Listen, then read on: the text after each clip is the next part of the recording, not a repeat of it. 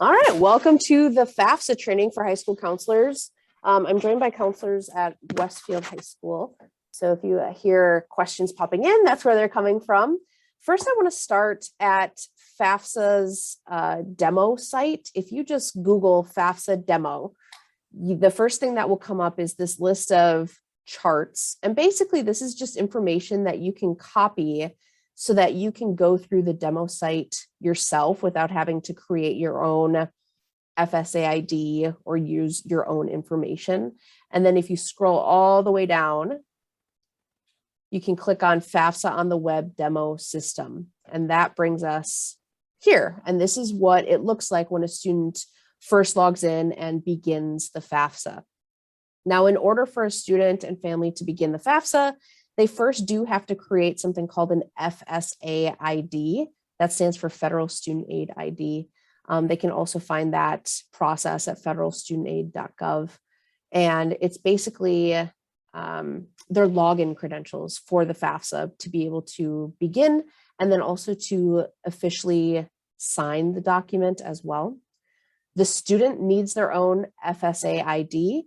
And it's tied to their social security number. So it's really important that the student creates their own, and then a parent who will be signing the FAFSA has to create their own FSA ID, which also is then associated with the parent's social security number. Just one parent needs to create an FSA ID. So when I'm going back to this demo site page, it's showing that they already created this FSA ID and password. So that's what I'm using. I'm going to use Maxine last name here. And it puts in a fake social security number as well. So I'm just going to copy this and go back over to the FAFSA. I'm going to say that I'm a student and want to access the FAFSA form. And we log in to continue. And also there's a link right there if and when you're working with students, if they need to create the FSA ID, there's just a link right there and you go through that. One note about the FSA ID, it also asks for an email address. Don't have them use their high school email address because the FAFSA, the FSA ID will follow them all throughout their college career, even into graduate school. So certainly they won't have access to their high school email address at that point. So definitely use a personal email address when creating the FSA ID. So I'm going to log in to continue. And it auto-populated my own. So I'm just going to get rid of that. New user, and then I'm going to go back to this site and just copy the password there. Log in.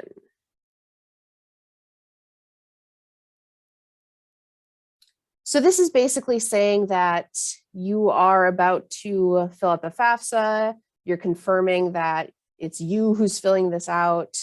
Sort of the legalese behind it, okay? So I'm going to hit accept.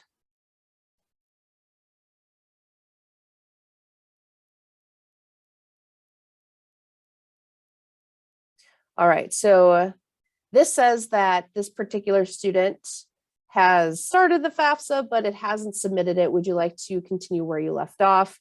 I'm actually going to have us start over.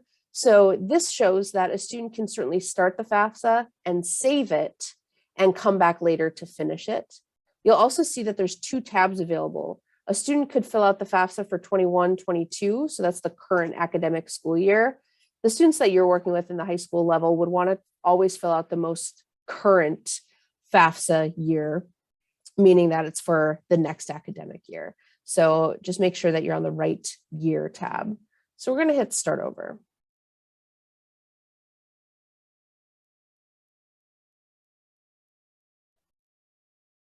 All right, first it asks you to create a save key.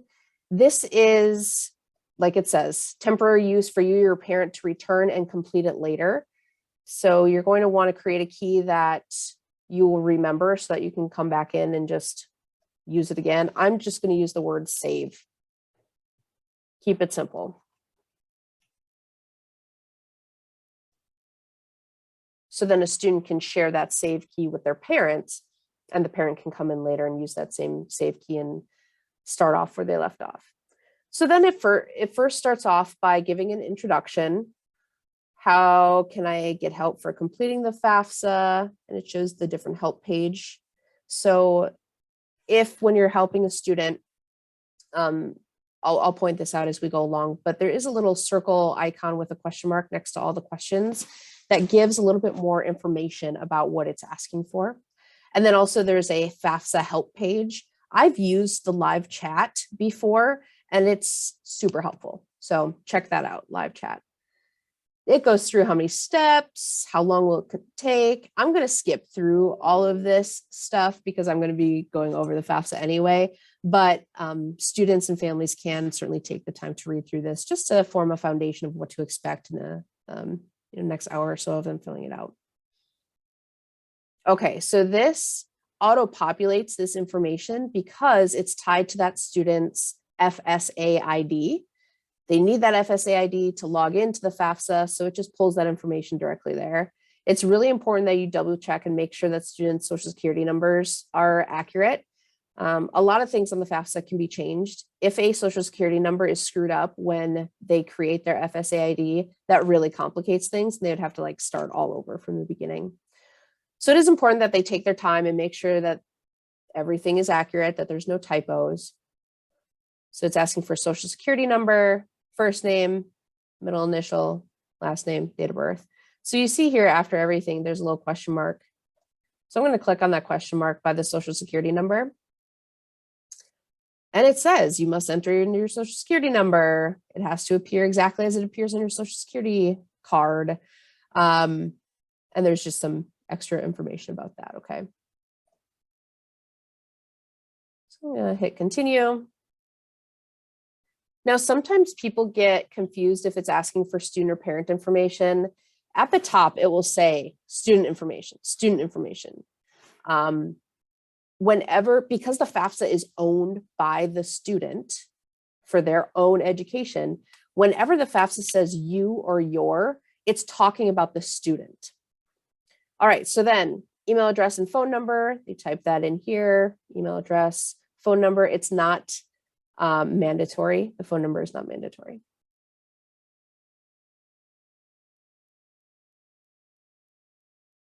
Permanent mailing address, all pretty straightforward stuff here.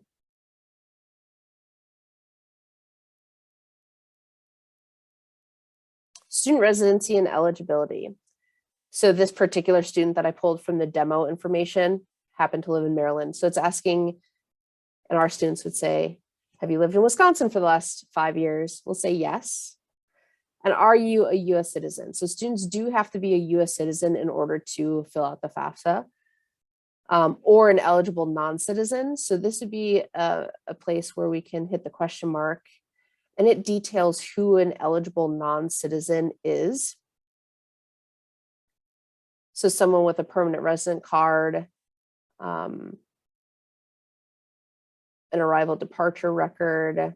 So if you're working with a student who may have be an eligible non-citizen, this is a really good little question mark to click on just to double check.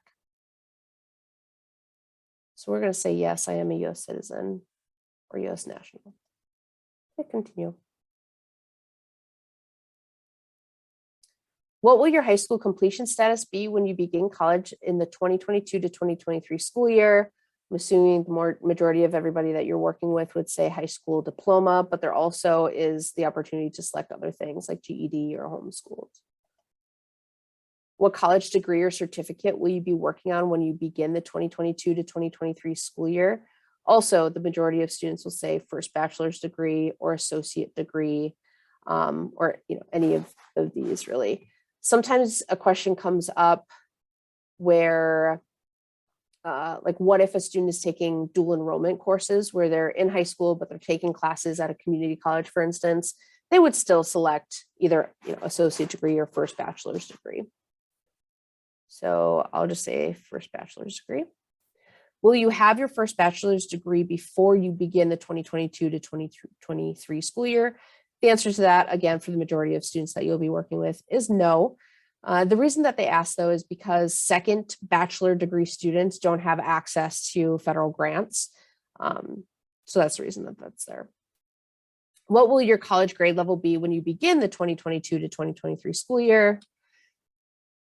Sometimes people are like, well, I don't, again, with the dual enrollment and AP classes, they kind of freak out about, oh, I don't know, am I considered a sophomore? Don't worry about the granularity of how many credits you have and what does that mean. If you've never attended college before, full time, just say never attended college. This is your first year. Okay. Are you interested in being considered for work study? This is another one that's good to click the question mark on. Basically, work study from the federal government is that the federal government pays for half of your wages up to the amount that you're awarded. So students would be a cheaper employee for some jobs on campus. But there are some universities that have additional work study opportunities as well. Basically, there's no harm, even if students aren't sure or don't know, there's no harm in saying yes, that they're interested in work study. But certainly students can answer however they want. It's not going to eliminate financial aid opportunities for them. So I'm going to say, yes, I am interested in work study. It's a good idea, generally speaking, for students to have an on-campus job their freshman year. All right, so this is something that's still on the FAFSA, but is no longer part of eligibility requirements, is a student selective service question. Previously, students who were male at birth were required to register for selective service if they're over the age of 18 in order to be eligible for federal financial aid. That's no longer the case, but it's still on the FAFSA form. Just, it won't be there always, but for some reason it's taking forever to get off. So, are you male or female? I will say that I'm male, just to show you that most male citizens and immigrants must register. Are you registered with the selective service system? If a student is, and again, this isn't as applicable anymore, but if they're 17 when they're filling out the FAFSA, they don't have to register anyway. So we'll say no, but it does give them the opportunity right through this form to register with selective service. Just to keep things simple, I'm going to go back and change myself to female.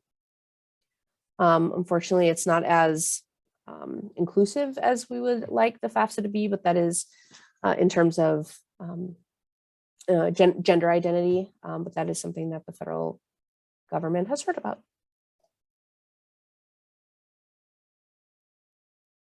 All right, next up is student driver's license. Your driver's license number, if you have one, students can enter in their driver's license, but if they don't have one, no big deal. They just keep moving along. So I'm going to say that I don't have a driver's license. And anytime that there's a question that needs to be answered, if you hit continue, it'll pop up and say, hey, you have to answer this question. So then here's moving on, student foster care and parent education completion. So again, you'll see that it says, are you foster youth? So again, whenever it's saying you or your, it's talking about the student. Are you a foster youth or were you in the foster care system at any time? So if a student was in the foster care system when they were 8 years old, but they no longer are now, they can say yes. I'm going to say I was not, because also depending on how some of these things are answered, there is auto filtering. There's a word that I can't think of right now. If a student answers some things a certain way, then it precludes them from asking different questions later on because it just automates some things for them. So I'm going to say no, I'm not, I wasn't in foster care. Highest school completed by the parent 1 and parent 2. It's up to the student to decide who they want to identify in their head as parent 1 or parent 2. If they only have one parent, then they just keep parent 2 blank. So I'm going to say my parent 1 was a high school graduate. The reason that it's asking this is because there are some financial aid that's based on being a first generation college student. So this is where that information is pulled from. I'll just leave the second parent blank. And again, if you all have questions along the way, just pop them in the chat or say them out loud to me. Happy to field those. All right, so it's reminding you again, this is asking for student information. And I'm just going to give a little, going to get on my soapbox for a minute. Oftentimes when we see issues with the FAFSA, it's because parents are filling it out for their students and they accidentally put in the parent information when they should be answering the student information. It's really important that students are, have some maybe not interest is the word that I'm saying, but students should be the one filling this out and taking ownership of it. Because once they're in college and even once they get admitted, their information is protected by FERPA regulations. So if a parent calls our office, there is very limited information we can share with the parent, even though there's parent information on the FAFSA, because that student information is protected by FERPA. So we really recommend that students start being a part of this process from beginning with the FAFSA. All right, I'll get off my soapbox there.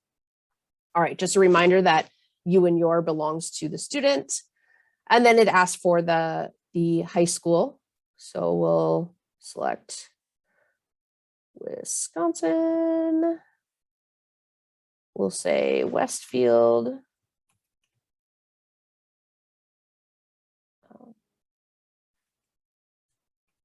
Westfield. You could also just type in one of these search things and it comes up with the high school right there. Boom. Continue. And they ask you to review below and make sure that's correct. Yep, correct.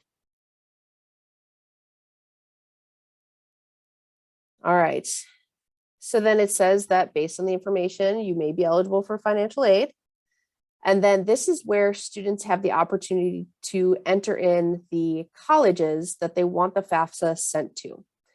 Now that FAFSA information isn't pulled in from the universities until students are admitted to the university. You can go forward and fill out the FAFSA without entering any school in here, but there's kind of no point, right? But students, if they're like unsure of where they're applying to, they can leave this blank and go back in later and enter in school information. You can enter up to 10 different colleges in here. If there's a situation where a student is applying to 20 different universities, holy cow, and good for them, but they can only enter in 10 initially. And then later on, maybe if they change their mind about a school or they didn't get accepted to a school, they can come back into the FAFSA, delete the other schools and add new ones. All right, so I'm a little biased. I'm at Madison. So I'm just going to search. Look, there's several colleges in Madison. I'm at the University of Wisconsin-Madison. So I'm going to click that and hit continue. I also applied to some other schools. So I'll say other school, state. Let's go to Arizona. I don't know what city. We'll say Tucson.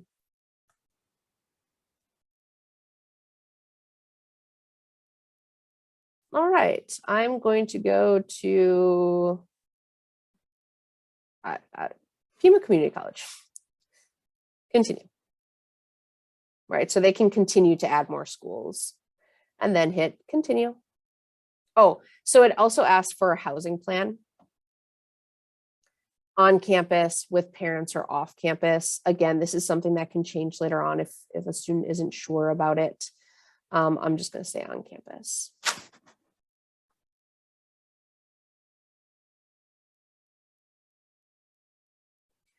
All right, this is just reminding students, hey, we're asking about you. We're not asking about parents. What's your marital status?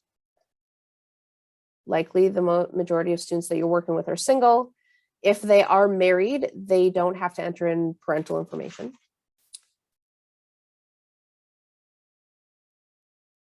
All right, again, this is asking for students. Hey, student, between now, have you or will you have children who will receive more than half of their support from you between these dates? I'm going to say no. But if you say yes, you have to indicate how many children are you supporting. So I'm going to say no. Other dependents, you have other dependents other than your children or a spouse who live with you and who receive more than half of their support from you. Again, I'm going to say no.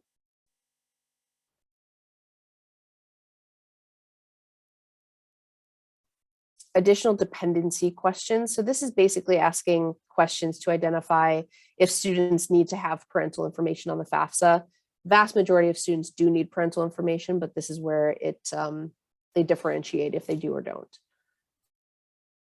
Are you currently serving on active duty in the U.S. Armed Forces for purposes other than training? Are you a veteran of the U.S. Armed Forces? At any time since you turned age 13, were both your parents deceased? Were you in foster care, or were you a dependent or ward of the court? As determined by a court in your state of legal residence, are you or were you an emancipated minor? We don't have emancipated minors in the state of Wisconsin. So that's usually not something that happens there. Does someone other than your parent or step parent have legal guardianship of you as determined by a court in your state of legal residence? So sometimes people get confused, like in situations where maybe their parents aren't really in the picture, but they live with their grandma, but their grandma doesn't have legal guardianship. In that case, they wouldn't select any of these because the parent doesn't have legal guardianship.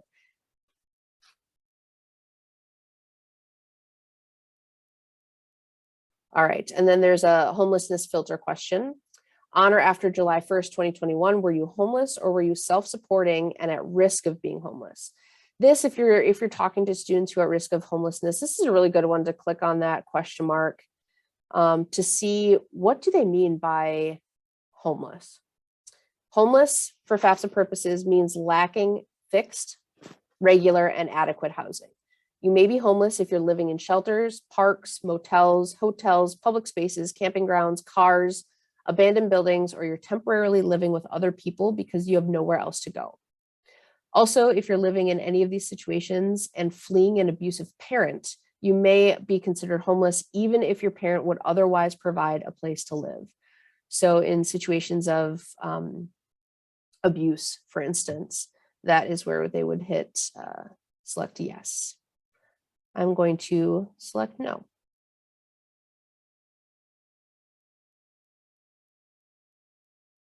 All right, so based on how we answered the questions, the student is considered dependent, which means that we need parental information.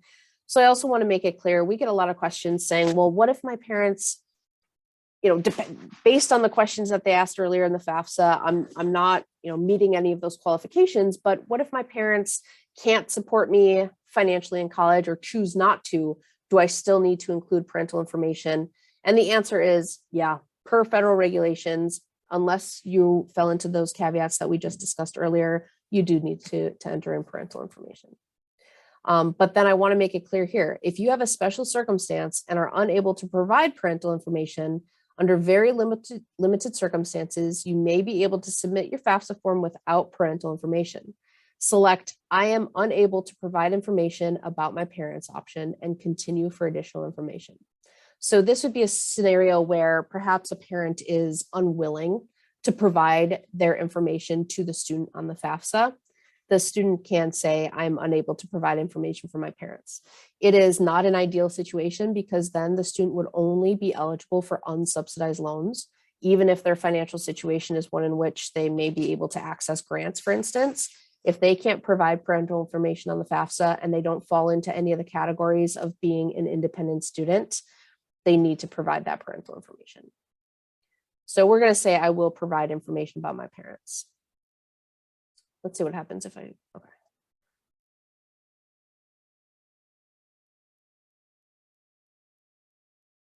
And we've gone a good ways. It does auto save, but I'm just going to hit save FAFSA form just to make sure everything is good there.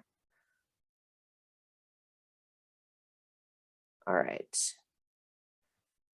So now it gets into the question of whose information do I provide for parents? So sometimes in divorce situations, it gets a little tricky of who to fill out. So I'm going to click this. And it shows this chart here. So there's questions that it asks. So let's say I come from a divorce household and I live with one parent. Well, let's just go through this. Are your parents married to each other? I'm going to say no. If they were married to each other, then we would report both of my parents' financial information on the FAFSA. But I'm going to say no, they're not married anymore. Do your parents live together?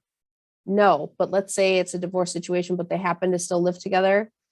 We don't see that very often, but sometimes we do.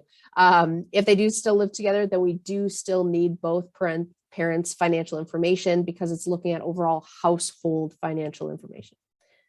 So I'm going to say, no, my parents don't live together. Did you live with one parent more than the other over the past 12 months? If I did, so in circumstances where maybe there's a divorce agreement where it's like 60-40, for instance, for placement, I would say, yeah, I actually did live with one parent more than the other. So then you report the information for the parent that you lived with more. Let's say I come from a situation where it's 50-50, equal placement. I'm going to say, no, I didn't live with one parent more than the other. It was, split right down the middle. Well, then you use whatever parent provided the most financial support in the last 12 months. Okay. This is also something that will be changing in the next couple of years. In 2 years from now, unless the timeline gets pushed back more, it's not going to be asking who the student lived with anymore. It'll just be asking who provided the most financial support. But for now, it's asking who did you live with the most first? And then if you lived with two parents equally, then you go on to who provided the most financial support. Then it asks, has this parent remarried? If that parent remarried, you have to include both your parent and your step parent's information on the FAFSA form. Your second parent, who you don't live with the most, isn't included anywhere on the FAFSA. If your parent has not remarried, then you just report that single parent's information. All right, so I'm going to say, I'll say my parents are divorced or separated. I live with one parent more than the other. So then it tells you who to use, okay? So I'm going to hit continue. All right, as of today, what is the marital status of your parents? I'm going to say they're divorced or separated. When did they divorce? I'll say March of, I'm going to keep this simple. I'm going to say they divorced a while ago, of 2015. Which parent information will be provided? I'm going to say my father's. And again, there's a question mark there that you can click on to see if there's questions about what parent.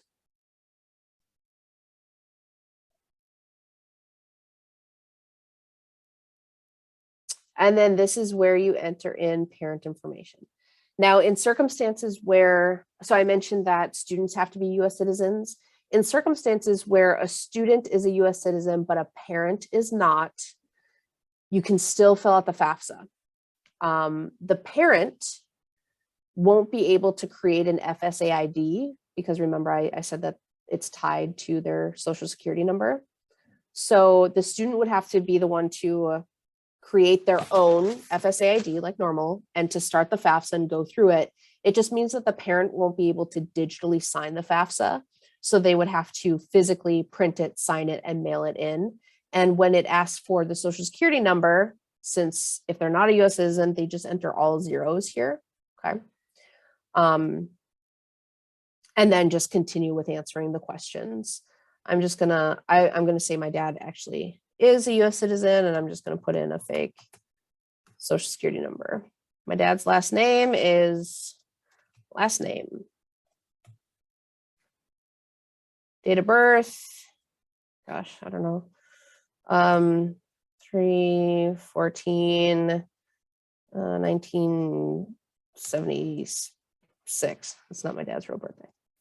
And then dad's email address, dad@dad.com. dad@dad.com. Now, let's say your dad doesn't have an email address. It just means that they won't get the student aid report afterward. They won't get email notification that the FAFSA form has been processed. So you can move forward without an email address, but most people use it. All right. Has your father lived in Maryland for the last 5 years? So again, for us, it would say Wisconsin. So I'm going to say yes, he has lived in Wisconsin. All right. Information on your father's dependents. So this is another place where you're going to want to go a little slow. How many other dependent children does your father have? Include your father's other dependent children if they rely on him for more than half of their financial support in the last year or in the upcoming year, and can answer no to every dependency status question on the FAFSA form. So those are those questions again about it's basically saying, are the people who live with your dad actually dependents? So I'm going to say I have 2 siblings that also live at my dad's. So I'll say 2. How many other dependents does your father have? So include your father's other dependents if they now live with your father and they currently receive more than half of their support from your father. So a lot of times we see this would be if there's perhaps a grandparent living in the household, for instance, that's getting supported by the parent, that could be included here. In our situation, I'll just say no. I'll leave it blank. So then that means that our household size is considered 4, between me as being 1, my father is 1, and my siblings. And then it asks, out of the 3 dependents in your father's household, so my siblings and myself, how many will be in college between July of 2022 and June of 2023? We cannot include the father in this. So even if the father is going to college, maybe they're in grad school or getting their undergrad or whatever, we don't include them in the number here. So I'm going to say myself and a sibling are going in college. Maybe I'm a twin or something. So I'll say 2 of us. All right, so it says, attention, you must provide financial information from your father's 2020 tax return. So the FAFSA uses prior tax year information. So think about it as what's the year that the student would be starting college. In this case, the student would be starting college in fall of 2022. So we use 2020 tax information. And that's good because it gives folks an opportunity to actually have their taxes filled out. They don't have to wait to fill out the FAFSA before they fill out their taxes. All right, so for 2020, has your father completed his IRS income tax return or another tax return? I'm going to say, yeah, they already filed. What type of tax return? I'm going to keep it simple and say Form 1040. What was their tax filing status? He was single. Now it gives you an opportunity to use the IRS data retrieval tool. We highly recommend students and families use this information, use this tool. Basically, it gives the FAFSA permission to suck in the information straight from the IRS and spit it into the FAFSA, which means that there's much less that students and families have to manually fill out. It makes it go way faster, and it lowers their chances of being flagged for a process called verification.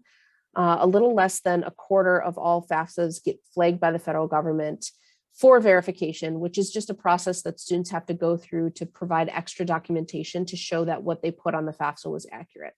And if they've used the IRS data retrieval tool, it lowers their chances of being flagged.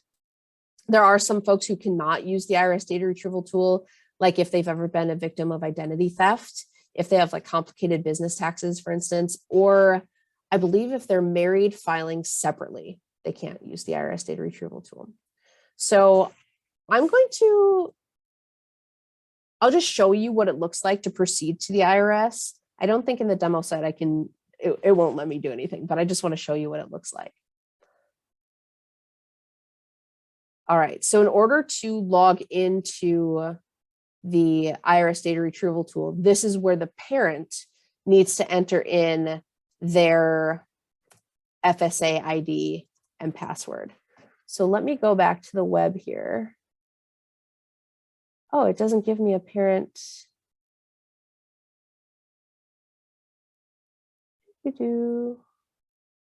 Okay, I'll just use, let's see if one of these works. One of these parent ones.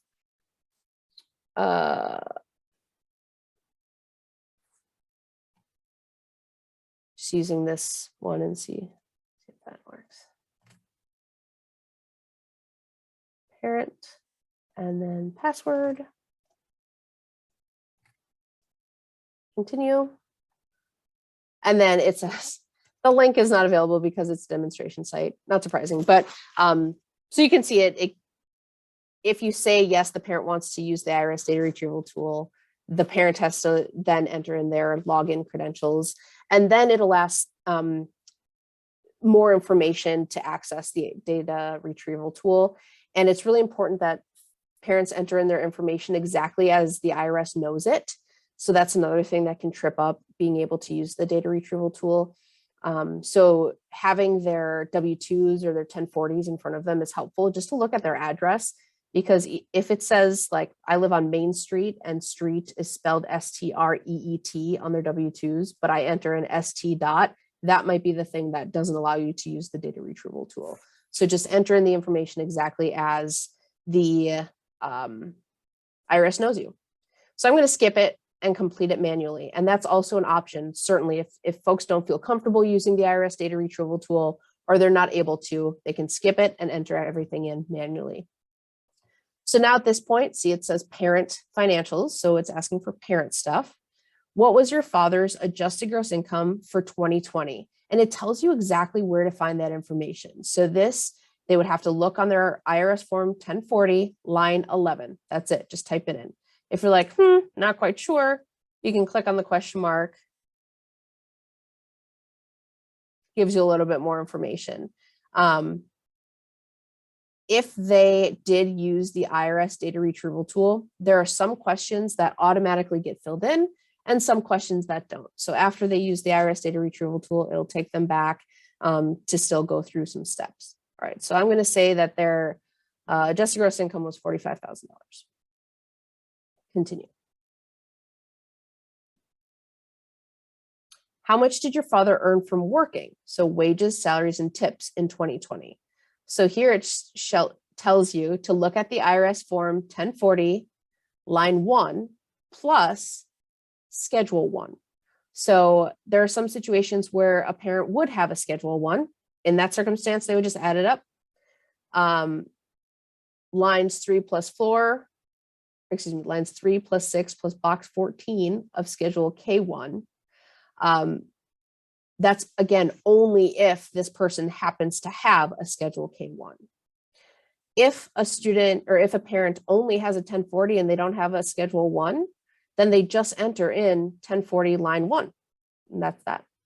So then again, you can look at the question mark and it gives you a little bit more information about where to find what, and it walks them through how to answer that.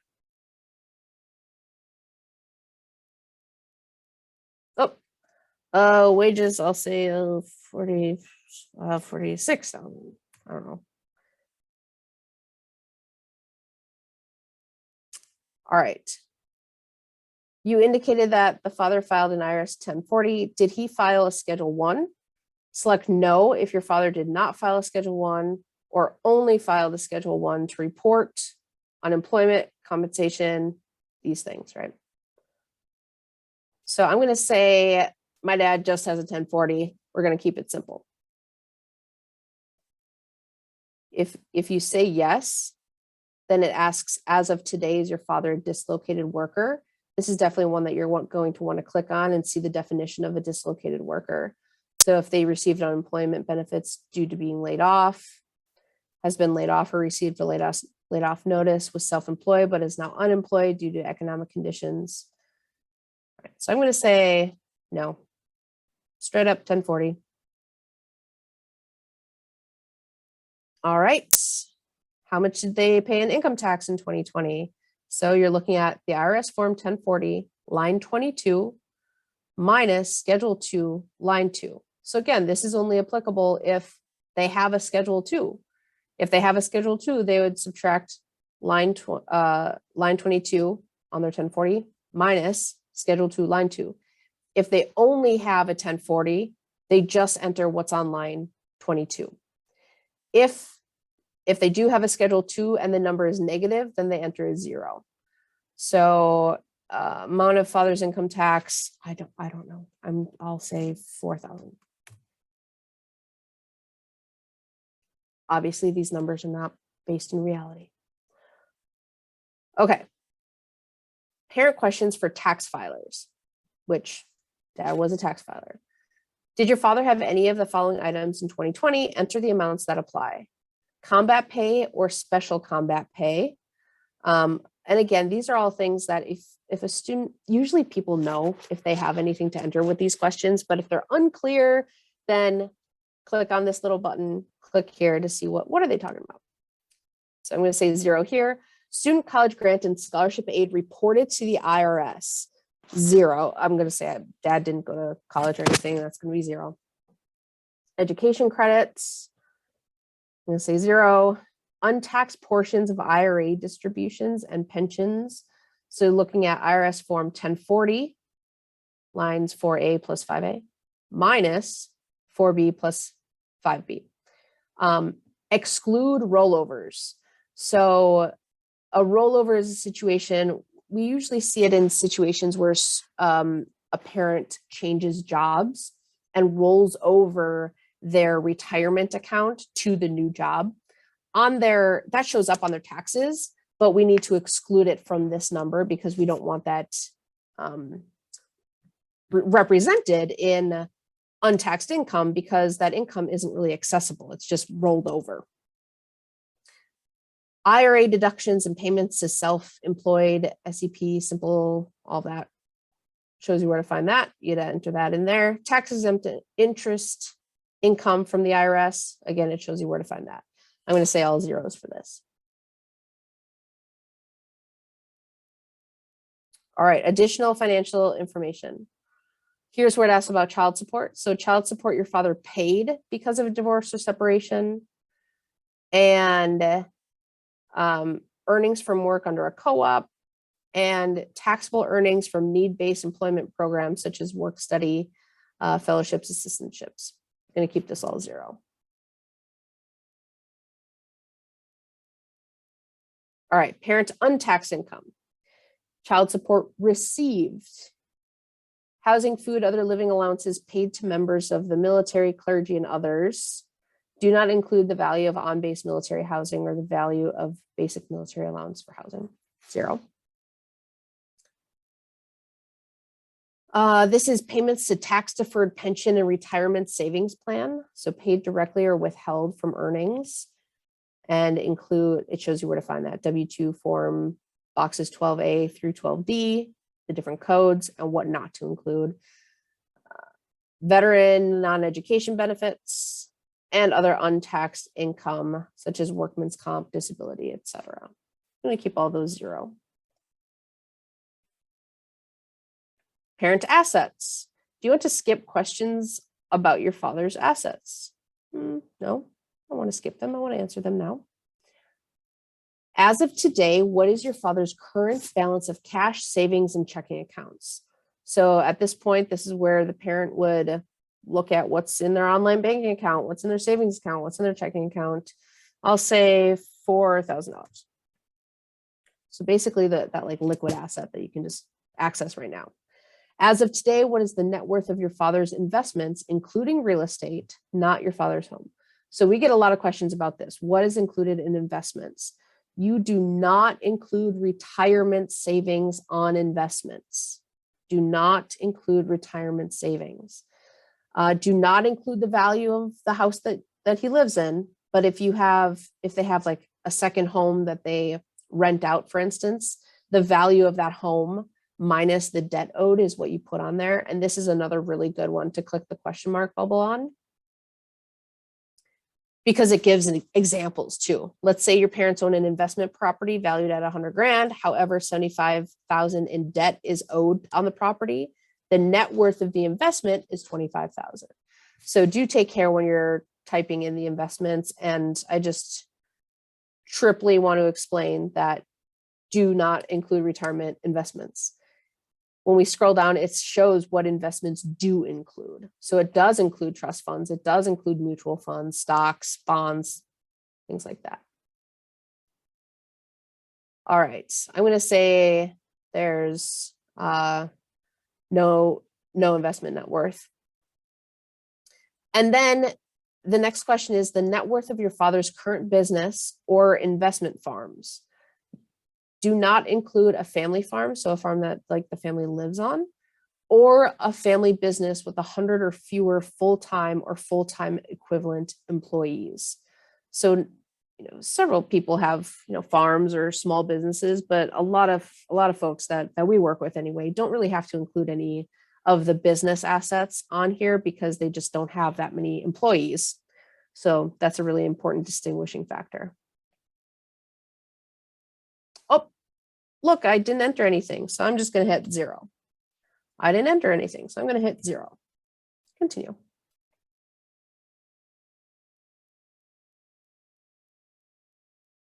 Now it says tax filing status for the student. Attention, you must provide financial information from your, so again, there's that your, talking about the student, 2020 tax return on the following pages. So in 2020, have you completed your IRS income tax return or another tax return? I'm going to say, yeah, the student was a sophomore and they had a job and they filed taxes. Sure. What income tax return did you file? Very simple, 1040. What was the filing status of the student? Single. We already walked through the IRS data retrieval tool for the parent. The student has the option to use the same thing. I'm going to skip it because we know that we can't use it. I'm also just going to save the FAFSA again. Just going to go up here and hit save. Look, it was saved. All right. It's going to ask one more time. Hey, you said you don't want to use the IRS data retrieval tool, but it's a cool thing to use. Are you sure? Yes, I'm sure. No, thanks. All right. What was adjusted gross income? I'll say the student made $6,000. Continue. How much did you earn from working? $6,000.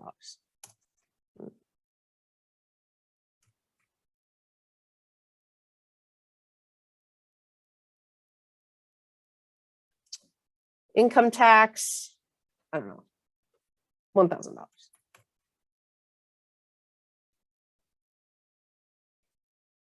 Going to keep all this stuff zeros. Combat pay, student college grant and scholarship aid reported to the IRS. Nothing. Opportunity tax, no pensions or anything. No self-employment, no tax exempt interest. So keeping it all 0.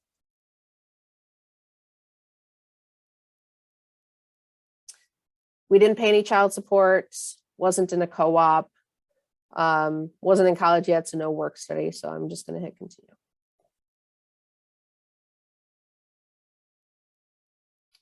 Child support received. I don't have any kids. I didn't file. The student, I'll say the student doesn't have any kids, so no child support. No living allowances. Didn't pay anything to tax deferred pension or retirement.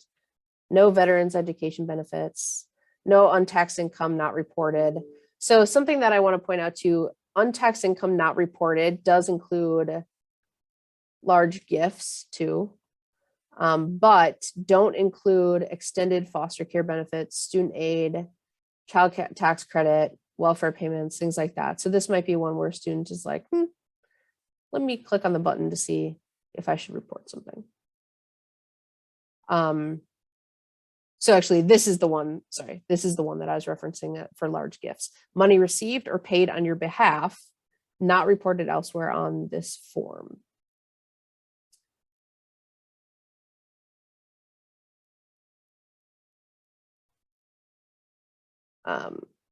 By people other than your parents. Okay. So there may be situations where somebody has to report something.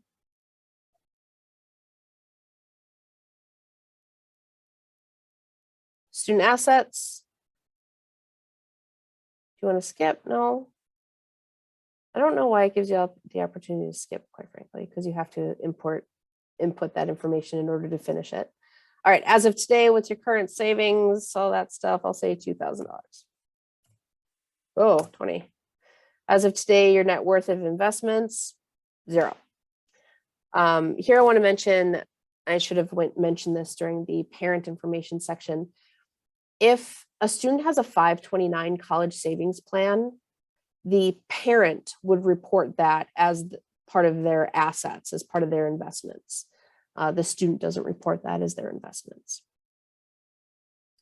In situations where somebody other than a parent owns the 529, the student still does not report it later on. So like in 2 years, when they fill out the FAFSA for the current tax year, they'll have to say that the distribution of that 529, they have to report that as a gift.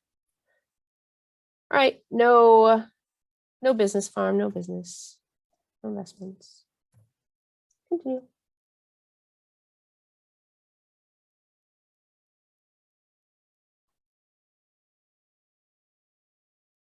You're not done yet. You still need to submit your FAFSA form. We're on the sign and submit part, FAFSA summary. So here, it shows you everything that you answered. So it's important that students take the time to just double check that they've entered everything in correctly. It lists all the questions. And you'll see anything in black is the stuff that was skipped. Skip logic, that was the term that I was looking for earlier. Based on how questions are answered, some questions are skipped later on based on skip logic. All right, so anything in black was just skipped. So looking through, everything's looking good, looking good, looking good, okay, good. Scrolling all the way down. And then I'm going to say, continue. All right. Read before proceeding. This is the more legalese, right? Saying that you, the student, certify that you will use federal or student financial aid only to pay the cost of attending college. You're not in default on a federal student loan or have made satisfactory arrangements to repay it. You do not owe money back on a federal student grant or have made satisfactory arrangements to repay it. You will notify your school if you default on a federal student loan and will not receive a federal Pell Grant from more than one school in the same period of time. You're testifying to the accuracy and the US state income tax forms that you filed are required to file. You are agreeing to provide those if asked. So I, Maxine last name, agree. So it's saying that I need to sign this FAFSA form, and I'm going to sign it with my FSA ID. So because I was already logged in using my FSA ID, just by clicking that button, it automatically signed it. But look, it says, hey, guess what? Your parent needs to sign it.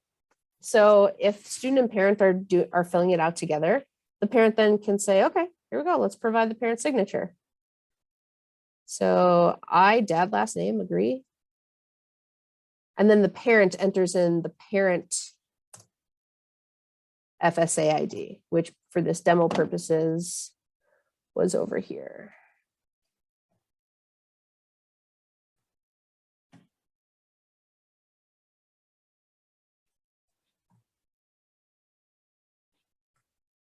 Sign and submit.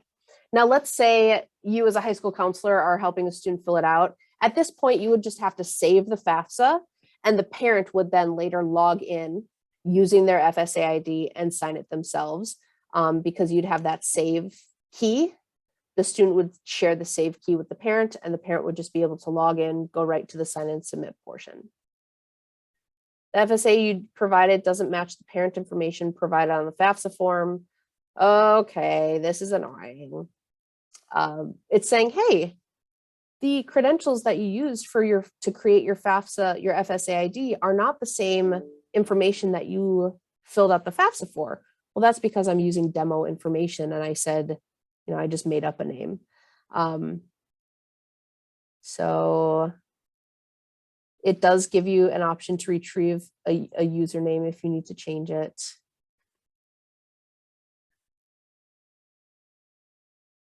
FSA, okay. So sign and submit. All right, it won't let me go for it because of that hiccup with the demo. However, I will show you other options to sign and submit. So in situations where a parent isn't a US citizen, they have to go to print a signature page. Click this and it opens up something to print, physically sign, and it shows them where to mail it in. Okay. Finish. All right, so at this point, it would say, hey, you completed your FAFSA. The next day it would send or soon after it would send a student aid report to the student in the parent's email, indicating that they submitted their FAFSA. It would tell them basic financial aid eligibility that they have access to. It would tell them their expected family contribution. Again, the expected family contribution is the whole reason that the FAFSA is filled out. It's like the golden number that all of the information that the FAFSA asks for goes into a pretty complicated, weighted federal formula and spits out the expected family contribution. Don't think of the expected family contribution as the money that students pay to go to school. Think of it rather as an index number that the federal government uses to compare financial strength of families across the country. And every institution uses that expected family contribution number a little differently. For instance, at UW-Madison, we use it to see if students have access to something called the Pell Grant, which is a federal grant that then gives them access to other institutional grants as well. And it's also used to calculate something called financial need, which is jargon for the total cost of attendance minus your expected family contribution is your financial need. And that's what can get filled with grants and scholarships. So that brings us to the end. So I'm wondering what questions you have.